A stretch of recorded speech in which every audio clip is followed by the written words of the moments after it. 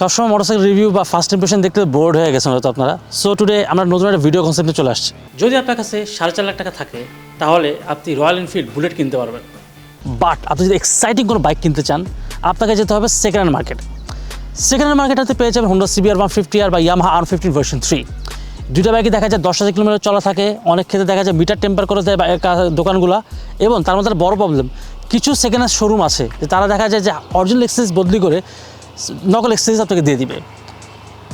So 2025 সালে এসে একটা কোশ্চেন আসে যে 4.5 লাখ টাকা বাজেটে আপনি একটা সেকেন্ড হ্যান্ড R15 ভার্সন 3 কিনবেন, which is the best sports bike in the segment, অথবা একটা brand new Suzuki Gixxer SF 250 কিনবেন।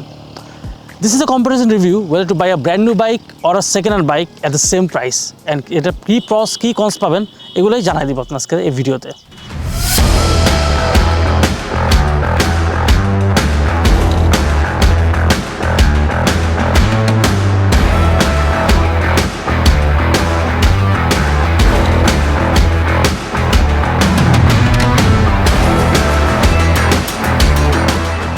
সো এই বাজারে আপনি কী পাবেন? একটা brand new Suzuki Gixxer SF 250 or a used 10,000 kilometer running Yamaha R15 version 3. First of all, for R15 version 3, this is the best sports bike in this segment. I mean, yes, there is CBR 150R, there is Suzuki Gixxer 150R, but এটাকে bit করার মধ্যে এখন কোনো sports bike বাংলাদেশে আসে না এই সেগমেন্টে।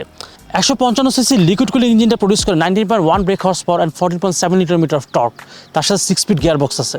এই বাইকটাতে আছে slipper clutch, dual channel ABS এবং অফকোর্স VVA। যে VVAটা আপনি ফিল করতে পারবেন যে 7,500 RPM আপনি এক্সট্রা টর্ক বুস্ট পাবেন। Suzuki Gixxer SF 250 এই বাইকটা দিয়েছে 250cc লিকুইড কুলিং ইঞ্জিন, এবার এই ইঞ্জিনতে প্রডিউস করে 26.1 brake horse power and 22.2 newton metre of torque. বাইকটাতে ডুয়েল চ্যানেল ABS আছে, বাট এটা কোনো স্লিপার ক্লাস নাই। সো গিয়ার বক্সটা একটু প্রথম দিকে বা গিয়ার চেঞ্জটা অনেক হার্ড থাকবে compare to R15 version 3। Suspension সেটা অনুযায়ী দুইটাতে টেলিস্কোপিক সাসপেনশন রয়েছে, দুইটার পিছনে মনোশক সাসপেনশন যেটা আপনি অ্যাডজাস্ট করতে পারবেন। বাট জিক্সারের সাসপেনশনটা একটু হার্ডার সাইডে এটার থেকে, বাট এই হার্ডার সাসপেনশন বা স্টিফার সাসপেনশনটা যেটা হয় আপনি হাই স্পিড ব্রেকিং বা কর্নারিং অনেক হেল্প করবে।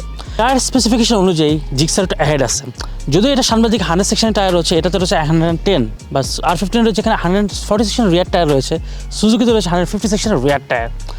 দুইটা বাইকে ডুয়েল চ্যানেল ABS রয়েছে, বা ব্রেকিং বাইকটা R15 একটু হার্ডার, এটাতে একটু softer breaking bike.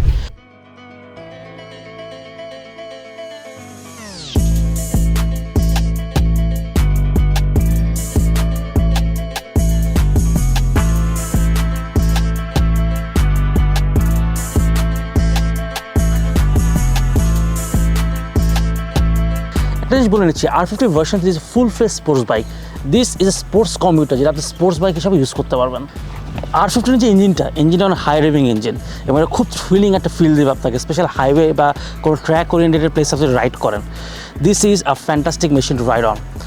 Suzuki Gixxer SF 250 এটাও হাই রেভিং, বাট এটা মিড রেঞ্জ এবং হাই এন্ড টর্কটা অনেক পাঞ্চি, এবং এই বাইকটা থেকে আপনি কমফোর্টেবল একটা সিগনিফিকেন্ট রাইড পাবেন because of the riding position. Yamaha R15 version 3টা অনেক ফ্লিকেবল একটা বাইক সিটি রাইডিংয়ের জন্য, বিকজ বাইকটা ওয়েট অনেক কম, 141 কেজি। এই বাইকটা ওয়েট কম হওয়ার কারণে আপনি সিটিতে খুব ভালোভাবে ফ্লিক করতে পারবেন, এবং যেহেতু হাই রেভিং ইঞ্জিন বাইকটা এক্সেলারেশনটা খুব সুন্দর করে করবে। বাইকটা হেডলাইট ইলুমিনেশন পাওয়ারটা খুবই ভালো না, এই হেডলাইট দিয়ে আপনি হাইওয়েতে কোনোভাবে রাইড করতে পারবেন না যদি না আপনি এক্সট্রা ফগ লাইট লাগান।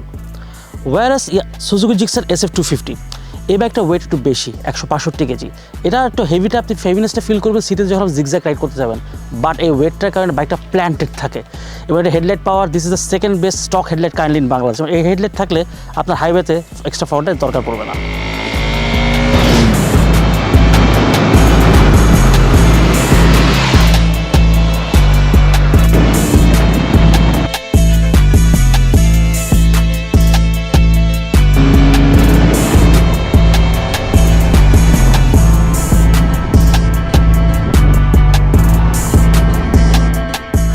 Suzuki Gixxer SF 250 ইঞ্জিনটা অনেক রিফাইন, গিয়ার চেঞ্জটা অনেকটা হার্ড থাকে because lack of slipper clutch, but মোটরসাইকেলটা আপনার 3000 কিলোমিটার পরে গিয়ারটা একটু সফটার হবে।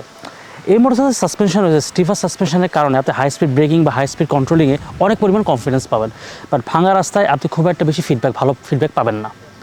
বাইকটা যে ওয়াইডার টায়ার হচ্ছে এটাতে সুন্দর করে high speed, medium speed, low speed cornering করা যায়, এবং সিটিং পোস্টারটার কারণে, যেটা বারবার রিপিট করতেছি হয়তো, সিটিং পোস্টারটার কারণে আপনি বাইকটা অনেক সুন্দর করে সিট করতে পারবেন, ওটা সিটিতে অথবা হাইওয়েতে। লং ডিস্টেন্স রাইডিং আপনি একটানা অনেক কিলোমিটার লাইক 60 থেকে 70 কিলোমিটার আপনি রাইড করতে পারবেন। সে তারপরেও আপনার হাতে বা কবজিতে কোনো রকম কোনো পেইন আপনি ফিল করবেন না, শোল্ডারে কোনো পেইন ফিল করবেন। এটা একটা অনেক কমফোর্টেবল একটা মোটরসাইকেল, যেটা ডে টু ডে আপনি ঢাকার মধ্যে আপনি অফিসে যাতায়াত করতে পারবেন, উইকেন্ডে ফ্রেন্ডদের সাথে হাইওয়েতে ক্রুজ করতে পারবেন। এই বাইকটির সুইচ গিয়ার্স কোয়ালিটি খুব একটা ভালো করে, এবার ওভারঅল বিল কোয়ালিটি যথেষ্ট পরিমাণ ভালো গিভেন দ্য প্রাইস। আরেকটা জিনিস, এই বাইকটার লুকিং গ্লাসটা বেশি ছড়ানো, সো সিটির মধ্যে ছোটো ছোটো গ্যাপের মধ্যে বা ট্রাফিকের মধ্যে ছোটো ছোটো গ্যাপের মধ্যে যাওয়ার ক্ষেত্রে লুকিং গ্লাসটা হালকা একটু সামনের দিকে নিয়ে আসতে হবে। আমি চাচ্ছিলাম যে সুজুকি যদি নিয়ার ফিউচার লুকিং গ্লাসটা সুন্দর করে ডিজাইন করেছে, লুকিং গ্লাসটা বেশি ছড়ায় না থাকে, যে কারণে ছড়ায় থাকলে ঢাকা সিটির যে কনজাস্টেড ট্রাফিক আছে, এই ট্রাফিকের মধ্যে বাইকটা একটু জিগজ্যাগ মুভমেন্ট করা ডিফিকাল্ট হয়ে যায়। বাট বাইকটা টার্নিং রেস কিন্তু যথেষ্ট পরিমাণ ভালো হয়, being a sports bike turning রেসটা কিন্তু সুন্দর করে দিয়েছে, তবে সিটিতে খুব সুন্দর করে আপনি ম্যানুভার করতে পারবেন বাইকটা। ইয়ামাহা R15 ভার্সন 3, এই বাইকটার সাসপেনশন সেটআপ এসএফের থেকে একটু সফটওয়্যার এন্ডে আছে, বাট এটা সিটিং পোস্টারটা একটু আনকমফোর্টেবল, বেসিক্যালি সিটি রাইডিংয়ের জন্য। আপনি যখন সিটিতে রাইড করবেন, সেটা দেখা যায় অনেক বাইকার যারা একটু খাটো বাইকার আছে, আমার মতো 5.5 ফিট হাইটের, তারা কবজিতে কবজির এই জায়গাটা একটু ব্যথা পাবেন, এবং এমনকি পেইনটা আপনি অনুভব করুন যদি ভাঙা রাস্তার উপর দিয়ে আপনি একটু হাই স্পিডে চালায় যান বাইকটা। Now this bike is well equipped অন্যান্য মোটরসাইকেলের তুলনায় এই সেগমেন্টের মধ্যে, বিকজ এটার মধ্যে VVA টেকনোলজি রয়েছে, তার সাথে ডুয়েল চ্যানেল ABS রয়েছে, এবং তার সাথে অফকোর্স স্লিপার ক্লাস রয়েছে। এই স্লিপার ক্লাসের ফিলটা আপনি করতে পারবেন ঢাকা সিটির মধ্যে, যেটা SF-এ যারা যাচ্ছে গিয়ার বক্সটা হার্ড থাকার কারণে ঢাকা সিটিতে প্রথম 3000 কিলোমিটার একটু আনকমফোর্টেবল রাইড করাটা। এই মোটরসাইকেলটি দিয়ে আপনি হাইওয়েতে ক্রুজ করতে পারবেন সুন্দর করে, কোনো প্রবলেম নেই। এবার ভাঙা রাস্তায় যদি কোনো কারণে যান, সেক্ষেত্রে আপনি হাতের কবজি দেখে একটু পেইন ফিল করবেন। এই মোটরসাইকেলের পিলিয়ন সেটের উপর দিকের থাকার কারণে পিলিয়ন আপনার লং ডিস্টেন্স রাইডে খুব একটা কমফোর্টেবল থাকবে না। সো দেখা যায় যে অনেক ক্ষেত্রে 30 বা 40 মিনিট 50 কিলোমিটার পর তাকে একটা ব্রেক দেওয়া লাগতে পারে। এই বাইকটা দেখতে একটু অসাধারণ লাগে আমার কাছে, because this is the most aggressive looking Yamaha of all time. R15 version 2 ছিল একটা বাইক যেটা আমাদেরকে স্পোর্টস বাইকের টেস্ট একটা ফিল দিয়ে দিয়েছিল। V3 had taken that to a new level. এই মোটরসাইকেলটার পাওয়ার ডেলিভারি যেটা আছে, পাওয়ার ডেলিভারি সুন্দর, এবং যে 19 হর্স পাওয়ারের যে ফিলটা আপনি ফিল করতে পারবেন, স্পেশালি আপনি যখন ড্র্যাগ রেসে যাবেন বা আপনি যখন হাইওয়েতে ক্রুজ করবেন। এই বাইকটি একটু বাট বড় হওয়ার সত্ত্বেও আপনার টার্নিং রেডিয়াসটা একটু খারাপের কারণে আপনার ছোটো ছোটো গ্যাপ দিয়ে ঢাকা সিটির ট্রাফিকের মধ্যে যাওয়াটা একটু চ্যালেঞ্জিং হয়ে যায়, বাট ওটা খুব একটা বড় মাথা ব্যথা হয়ে থাকে না। কর্নারিং নিয়ে কোনো কথাই হবে না, because this bike is made for that. এটা লো স্পিড কর্নারটা একটু হালকা হলো 20 চাকা জিগল করে, বাট ওটা খুব একটা আপনি অনুভব করবেন না। But high speed medium speed cornering this bike is very perfect. In fact এই বাইকটা আপনি প্রচুর হিউজ অ্যামাউন্ট লিন হতে পারবেন। আমার কাছে এই বাইকটা সবচেয়ে ডিসঅ্যাপয়েন্টমেন্ট ছিল যে হেডলাইটটা, যদিও বাইকটা দেখতে fantastic, this is one of the most beautiful looking bike, but হেডলাইটের ইলুমিনেশন পাওয়ারটা খুবই খারাপ, এবং এটা হাইওয়ে রাইডিংয়ের জন্য কোনোভাবে জাস্টিফাইড না বাংলাদেশের ক্ষেত্রে। এই একটা জায়গায় SF এর থেকে অনেক আগায় আছে।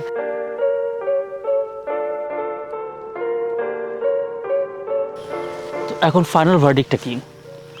আপনি যদি 4.5 লাখ টাকা বাজেট থাকে, আমি একটা এক্সাইটিং একটা মোটরসাইকেল কিনতে চান, আপনাকে অবশ্যই এটা সেকেন্ড হ্যান্ড R15 ভার্সন 3 কিনতে হবে, because R15 version 3 is the best sports bike in this segment. আর আপনি সুজুকি জিক্সার SF 250 কিনতে পারেন। R15-এর যে মজাটা হচ্ছে সেটা হচ্ছে আপনি ফুল ফ্লেজ স্পোর্টস বাইক পাবেন, যেটা একদম ট্র্যাক ওরিয়েন্টেড, এবং এটা পারফরমেন্স নিয়ে আসলে কোনো কোশ্চেন করার কোনো ওয়ে আউট নাই। এই সেগমেন্টে এটা থেকে ভালো বাইক আসতেই পারে না, এবং ফিচার্সের কথা নাই বলি, it's loaded with features. Gixxer SF 250 on the other, it is more practical. এটা অবশ্যই এটা সেকেন্ড হ্যান্ড বাইকের থেকে পাওয়ার বেশি হবে, টর্ক বেশি পাবেন, এবং এটা কমফোর্ট জোনটা বেটার আসবে basically day to day use করার জন্য, এবং হাইওয়েতে পিলিয়নে রাইড করার জন্য ফ্যান্টাস্টিক একটা মেশিন। সেকেন্ড হ্যান্ড মোটরসাইকেল কেনার সময় কিছু জিনিস সাথে মাথায় রাখতে হবে। তার মধ্যে একটা হচ্ছে আপনি যে শোরুম থেকে কিনছেন সেই শোরুমটা আসলে কতটা trustable. Second of all, main ওনারের সাথে অবশ্যই কমিউনিকেশন করবেন যে মেইন ওনার কী রকম মোটরসাইকেলটা মেনটেন করছে, স্পেশালি ইঞ্জিন অয়েল এবং অন্যান্য জিনিস, স্পেশালি স্পোর্টস বাইকে ভালো মানের ইঞ্জিন অয়েল, ভালো মানের ফুয়েল এটা খুবই জরুরি। 3 নম্বর জিনিস হচ্ছে ওনারের সাথে জিনিসটা মাথায় রাখবেন যে অনেক সময় স্পিডোমিটার টেম্পার করে। কিছু শোরুম আমি পেয়েছি সেকেন্ড হ্যান্ড শোরুম, যাতে তারা স্পিডোমিটার টেম্পার করে, অরিজিনাল যে পার্টস থাকে অরিজিনাল পার্টসটা চেঞ্জ করে তারা নকল পার্টস বা ইউজেবল পার্টস সেকেন্ড হ্যান্ড পার্টসটা লাগিয়ে দেয়। সো এই জিনিসগুলো চেক করে কেনাটা খুবই ইম্পর্টেন্ট, বিকজ আপনি যখন একটা স্পোর্টস বাইক কিনবেন 4.5 লাখ টাকা দিয়ে, বাইক লাগিয়ে Yamaha R15 version 3, it's more a bike than a passion for you. So এইগুলো অবশ্যই মাথায় রাখতে হবে যে আপনি একটা বড় সাইকেল কিনছেন এত টাকা দিয়ে, এই প্যাশনের জায়গাটা যেন সবসময় ঠিক থাকে। সো ফাইনাল ডিসিশন আপনার নিতে হবে, আপনি এমনকি একটা মোটরসাইকেল চান যেটা একদম পারফরমেন্স ওরিয়েন্টেড, নাকি এমন একটা বাইক চান একই প্রাইস রেঞ্জে যেটাতে আপনি ধরেন যে পারফরমেন্সও পাবেন, at the same time day to day use করার জন্য কমফোর্ট জোনটাও পাবেন। চয়েসটা আপনার কাছেই। So that's it for today. দেশি বাইকের ইউটিউব চ্যানেল সাবস্ক্রাইব করে বেল আইকন ক্লিক করতে ভুলবেন না। আর নতুন নতুন মোটরসাইকেল নিউজ জানতে হলে www.দেশিবাইকে সবসময় ফলো করবেন। আনটিল দেন সবসময় হেলমেট পরে বাইক চালাবেন। আল্লাহ হাফেজ।